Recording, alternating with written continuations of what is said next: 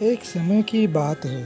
एक गांव में एक लकड़हारा है जो कि जंगल में लकड़ियों को काट कर उन्हें बाजार में बेचकर पैसे कमाता था। जो भी पैसे उसे लकड़ी बेचकर मिलते थे वह उसी से अपना और अपने परिवार का पालन पोषण करता था। एक दिन वह जंगल में रोज की तरह लकड़ी काटने के लिए गया और नदी किनारे एक वृक्ष से लकड़ी काटने लगा। अचानक उसके हाथ से कुल्हाड़ी छूटकर नदी में गिर गई। उससे लकड़हारा को बहुत दुख हुआ और वह नदी में कुल्हाड़ी ढूंढने का प्रयत्न करने लगा, लेकिन उसे नदी में अपनी कुल्हाड़ी नहीं मिली। इस बात से लकड़हारा बहुत ज़्यादा दुखी था और वह नदी के किनारे बैठ रोने लगा। जब वह नदी किनारे रो रहा था तो लकड़हारे की आवाज़ सुनकर नदी से भगवान प्रकट हुए।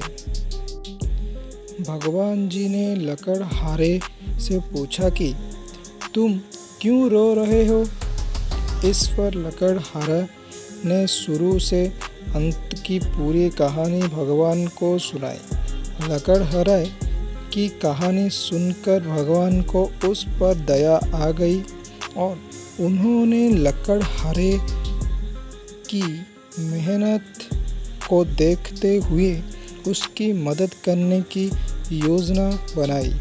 इसके बाद भगवान जी नदी में गायब हो गए और एक सोने की कुल्हाड़ी लकड़हारे को देते हुए बोले, ये लो तुम्हारी कुल्हाड़ी। सोने की कुल्हाड़ी देखकर लकड़हारे बोले कि हे भगवान, यह कुल्हाड़ी मेरी नहीं है।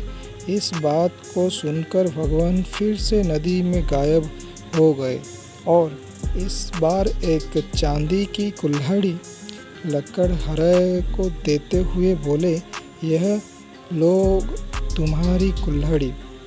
इस बार भी लकड़हारे ने यही कहा कि यह कुल्हाड़ी भी मेरी नहीं है और मुझे सिर्फ मेरी कुल्हाड़ी चाहिए।